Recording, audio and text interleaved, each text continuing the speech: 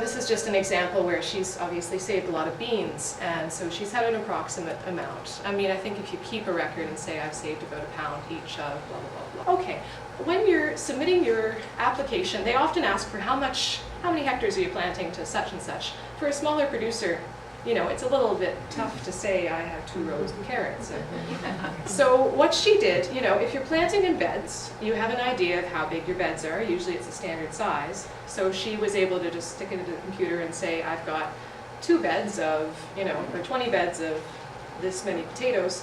And then you can calculate how many square feet you're. So it's just, it's a simple way of you know, further documenting. Rotation plan.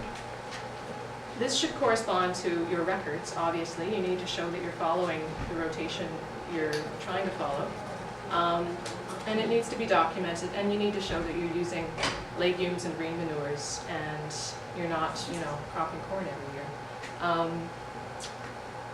And this, you know, this is very important to maintaining good crop yields and demonstrating that your production is going well, so you're not at risk to do something like using fertilizer or, you know. Field history records are pretty critical for every certifier. This is an example of one that she has used for EcoCert, her own, I think. It's very small, and I apologize. Basically what it says here, this is 05, this is 06, this is 07. She's got her fields numbered. She's got, within that, each year, the crop, the fertilizers and amendments used with the rates, pesticidal products, so mixed vegetables, shouldn't use very much, I guess. And then within that, she's also got a field here that, what is that? This was conventional. There's fertilizers that were used. This was a field she was renting out. So this is a transitional field, and you put those on your field history, so we have an idea of, you know, is this your last year of transition? You know, it's a good thing to keep for your records, particularly if you bought new land that you're adding in. This is a very simplified field history from our OACC site at OCPP. I took some stuff out, but basically, again, you've got your field number, got your field size, so like 2 hectares here. Last date of prohibited substance use. I have the year there, and you know, if it was for us, it was previous to this date. We were not managing the site, so therefore, you know. But if you know exactly what was used when, you put it on there if you're transitioning it yourself. Then you have your crop, the different fertility and pest control amendments, and anything else that's unique about. And so this goes back for us to 2003, which was our first year of transition.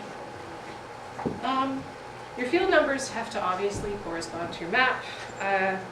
If it's very complicated, it's fine to say mixed vegetables, you know, I mean in your field history. Presumably you have some record of what you were growing specifically for each year. So I mean, you don't have to list absolutely everything on your field history.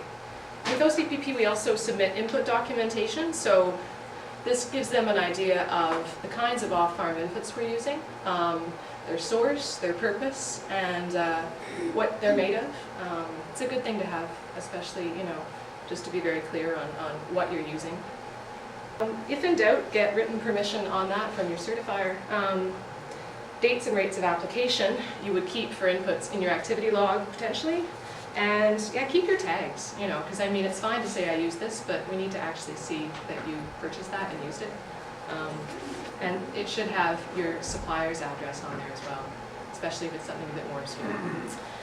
So activity log, a really simple way to keep an activity log. I have a notebook, but you could keep it on a calendar, which I think is a great idea.